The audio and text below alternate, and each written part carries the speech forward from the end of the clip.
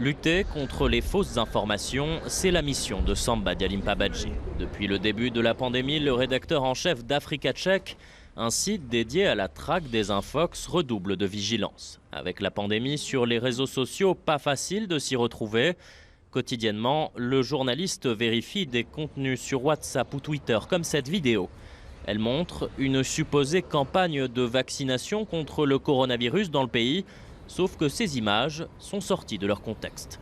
Il ne s'agit pas de vaccination, mais il s'agit de dons de médicaments et de matériel scolaire dans un village de la Casamance. Des exemples comme celui-ci, il y en a des dizaines chaque jour. La peur des habitants de contracter le virus exacerbe les rumeurs les plus fantaisistes. L'objectif était de manipuler la population puisque la personne qui l'a partagé sur WhatsApp a accompagné d'un commentaire disant que ce sont des gens qui sont venus vacciner dans les villages pour répandre le virus de Covid-19. En fait, c'était des évangélistes qui laissaient au village un lot de matériel scolaire et des médicaments. Le mieux pour lutter contre les fausses informations est de répondre directement aux questions des Sénégalais. Yaïfa Toussar est étudiante en 5e année de médecine. Elle est à l'initiative d'un réseau créé par la société civile sur WhatsApp. Comment se transmet le virus?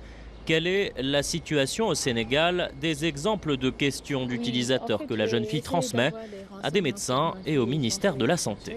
Quand je regarde le ministère de la Santé et de l'Information, je me dis qu'ils sont débordés. Mine de rien, ils sont très débordés.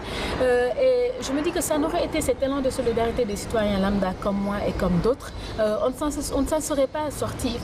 La blogueuse Jali Badiane est très présente sur Twitter. Son geste barrière contre les infox, avant de relayer une information, elle la vérifie systématiquement. Le plus simple, allez voir grâce à un moteur de recherche comment les faits ont été relatés par des médias reconnus.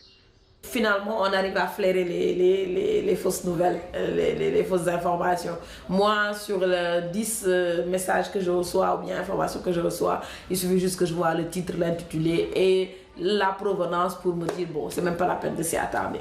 Le ministère de la Santé a lancé Docteur Covid, un système automatisé sur WhatsApp pour répondre aux questions des Sénégalais et surtout lutter contre les infox. Les autorités ont également annoncé leur intention de poursuivre en justice ceux qui propagent les fausses informations.